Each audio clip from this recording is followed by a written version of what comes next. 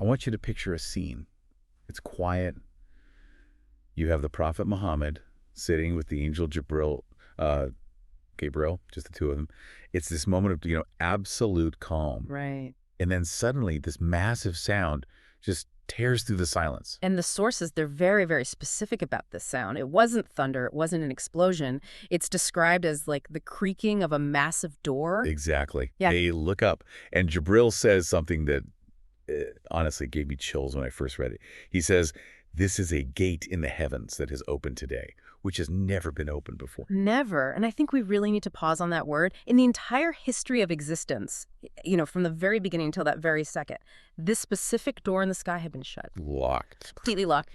Until right then. It's so heavy. It's the universe basically screaming that something completely unprecedented is happening. Yeah. And it doesn't even stop with the sound. No, because through this door comes an angel.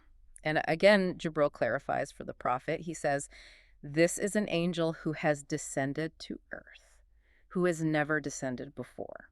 So you've got a gate that's never been opened. Yeah. And an angel that's never been seen on earth. Exactly. I mean, in storytelling terms, that's a massive flag. That's the heavens shouting, "Pay attention. Whatever is about to be delivered is, well, it's exclusive." And that's the real cliffhanger, isn't it? Because you're expecting, I don't know, the end of the world or some terrifying judgment. But instead, the angel comes and delivers a gift. A gift. He says, "Rejoice in two lights given to you, which have not been given to any prophet before you."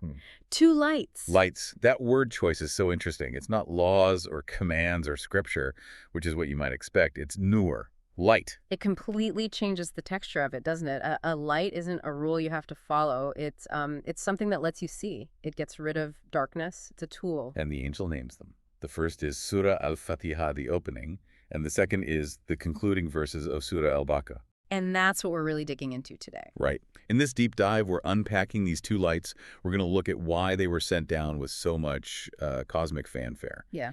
And the specific guarantee attached to them that, well, it claims you will never walk away empty-handed. And this is the part that I think will surprise a lot of people. Their documented use as a medical cure. I mean, for everything from scorpion stings to paralysis. It's a fascinating mix of high theology and really practical, gritty application. Okay, so let's start with that promise.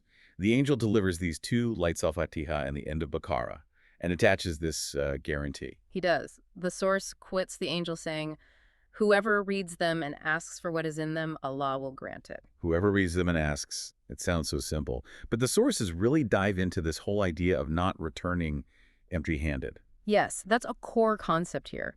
The speaker in our source material, he really emphasizes that we as human beings are limited. We might fall short when we ask for something, maybe our focus is off, or we don't even know what we really need. There's a flaw in the request. There's a flaw in the request, exactly.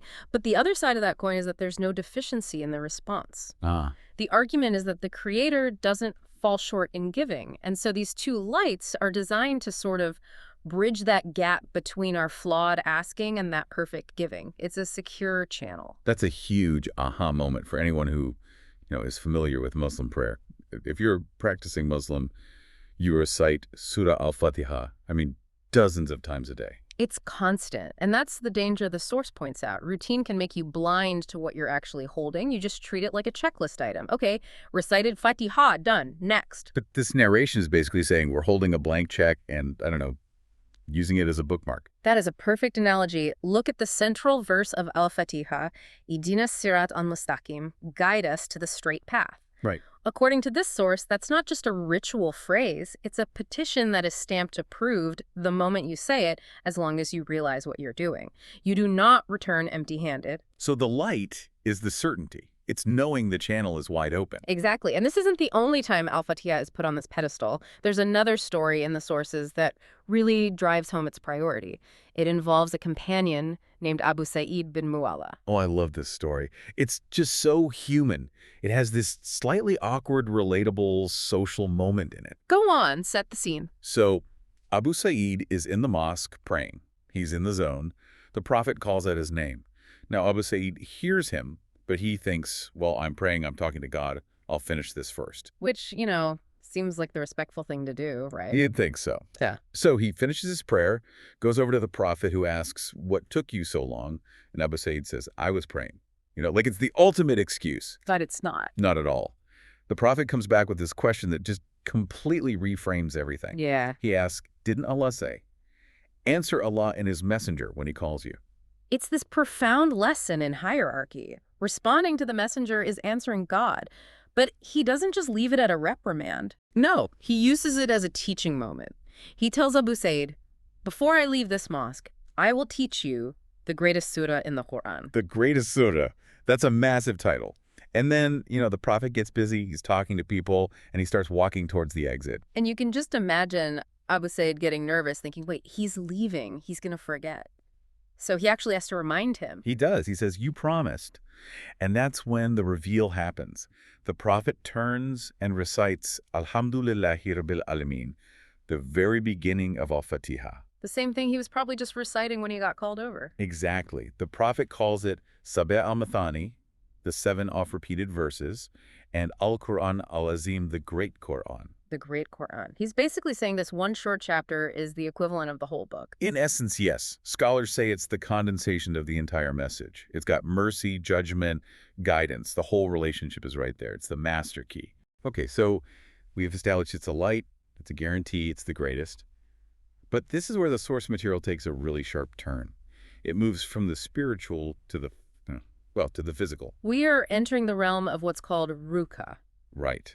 And for anyone listening who hears that word and thinks magic spell, how should we define ruka here? It's better to think of it as a spiritual prescription. It's using the Quran for healing or protection. And the story in the source is, well, it's pretty dramatic. It's got tension, conflict. And a scorpion. And a scorpion. This is the story of Abu Sa'id al-Khudri. He's with a group of companions. They're traveling, and they stop at this tribe settlement to ask for hospitality, food and water. Which in that culture is just. Yeah. It's the code. You feed travelers. But this tribe, they flat out refuse. The source even says they were rude about it. Get lost, basically. A major breach of etiquette. So the companions, they just camp on the outskirts, probably hungry and pretty annoyed. But then you get this moment of cosmic irony. The chief of that same tribe gets stung by a scorpion, and it's bad. The poison is spreading, they're trying all their usual stuff, and nothing is working. So desperation kicks in. They run over to the very people they just shunned and ask, is there anyone here who knows how to do ruqya, who can treat this? And one of the companions, Abu Sa'id, steps up. But I love this part. He doesn't just do it out of the kindness of his heart. No, he remembers the rudeness. He gets into a bit of hardball negotiation. He says, look, you refused us, so by God, I'm not treating him unless you pay us. It's so bold. They end up settling on a flock of sheep as the price. So Abu Sa'id goes to the chief, who's in agony. And what does he do? He doesn't have a medical kit. He just uses the light. Yep. He recites Surah Al-Fatiha over the sting 7 times and blows on it. And the result? It's not gradual. Not at all. The description is incredible. It says the chief was released as if he was untied from a rope. The pain was gone instantly. He just stood up and started walking around like nothing had happened. What? That's just wild. We're talking about neurotoxins being neutralized by recitation. So they get the sheep, but then the companions start feeling, a bit guilty. Right, they're worried. Did we just sell God's word for livestock? Is this money even halal? Is it lawful? They're so concerned they agree not to touch the sheep until they can ask the prophet. And this is the validation. They get back, they tell him the whole story, and the prophet's reaction is, he laughs. He smiles or laughs, yeah. And he asks this key question, how did you know it was ruqya? Which implies he hadn't, given them a specific instruction manual for this. Exactly. It was an intuitive leap of faith from the companion. He knew Al-Fatiha was the greatest, so he figured it must have power over physical problems too. And the prophet completely validated that. He told them to eat the sheep. And then he adds the final stamp of approval, he says, and assign a share for me too. That's the ultimate confirmation. It proves the cure was real, the payment was lawful, and it establishes that Al-Fatiha is a tangible, functional cure. Not just for the soul, but for the body. And the sources have another example which feels even heavier. It moves from physical poison to mental chains. This is the story of a man whose uncle encounters a group with someone they describe as suffering from madness, who is literally bound in chains. You have to imagine what that was like back then. The family is desperate. They see this traveler coming from the prophet and they ask, do you have anything good from that man that can help? And once again, the remedy is Surah Al-Fatiha. He recites it over the man consistently. And just like the scorpion story, the man is cured. The result is described as if chains were released. The mental fog lifts. The family is so grateful they give him 100 goats this time.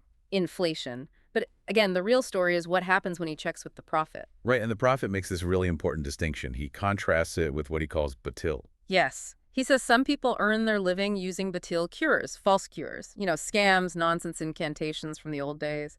He says, but you have earned this through a hack cure, a truthful cure. So it's not magic. It's the antidote to magic. It's truth breaking the chains of falsehood. Precisely. It shows that the light has power to break actual chains, whether they're made of poison or made of mental anguish. Now, I know what some listeners might be thinking.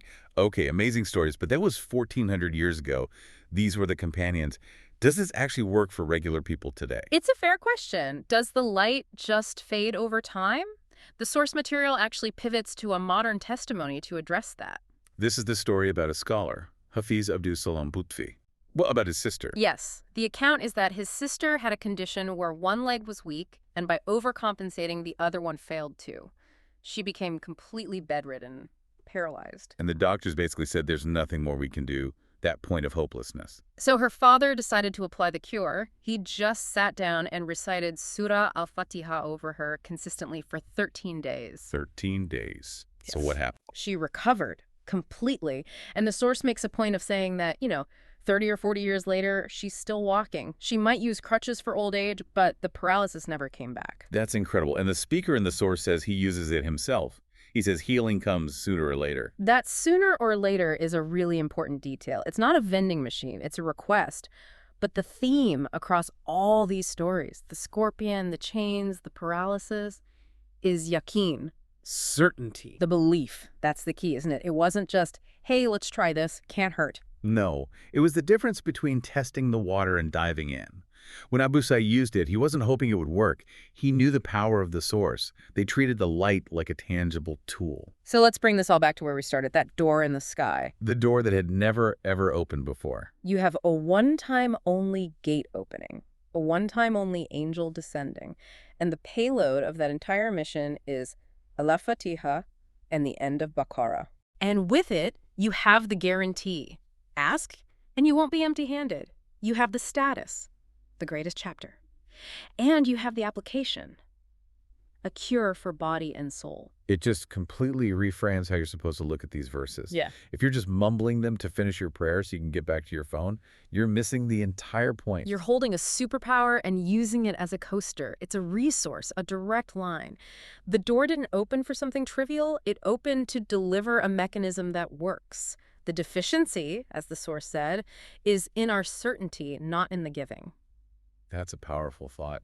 We often feel helpless, whether it's a health issue or just feeling lost, but the source argues the solution is already right there. We just have to recognize its weight and use it with that certainty. That's the light aspect. It illuminates the path out of whatever darkness you're in. I want to leave our listeners with one last thought. Just go back to that image of the door.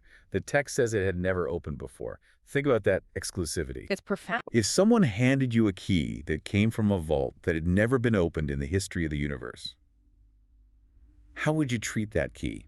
Would you just toss it in a drawer? Would you use it mindlessly?